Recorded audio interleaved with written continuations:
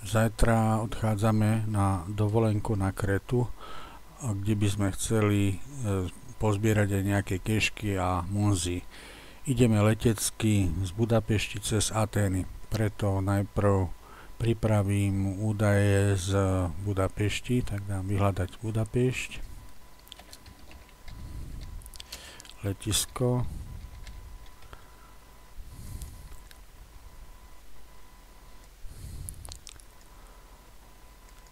nechcem stiahovať veľa kešiek, tu ich je strašná hustota, takže dám stiahnuť kešky vnútra poligónu a využijem databázu, ktorú už mám dávno pripravenú. Podobne dám stiahnuť múzy podľa poligónu cez API funkcie. Vyberiem všetky, pošlem na hlavnú stránku. Ďalšiu dám vyhľadať Atény.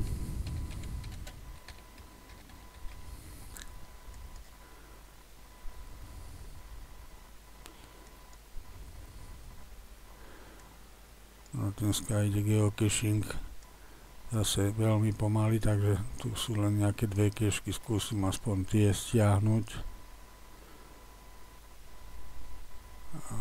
Dám stiahnuť kešky z tejto mapy offline, treba takýmto spôsobom.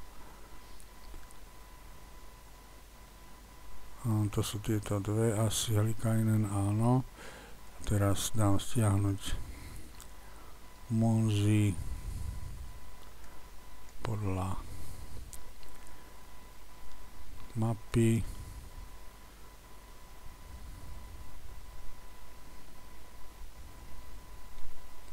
Zdá sa, že munzy ani nie sú. Tak teraz už dám len vyhľadať Krétu.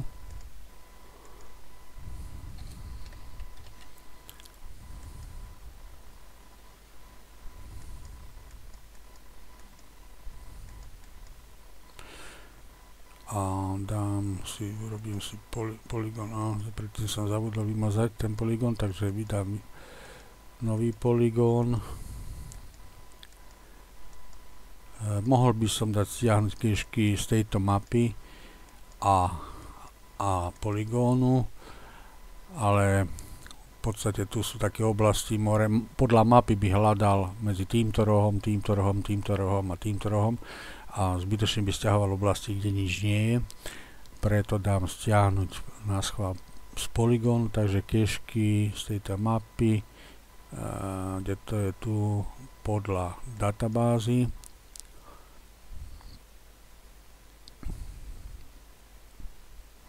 Tak, a teraz dám stiahnuť munzy podľa API.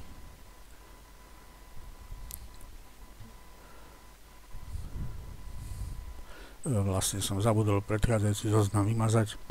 Nevadí,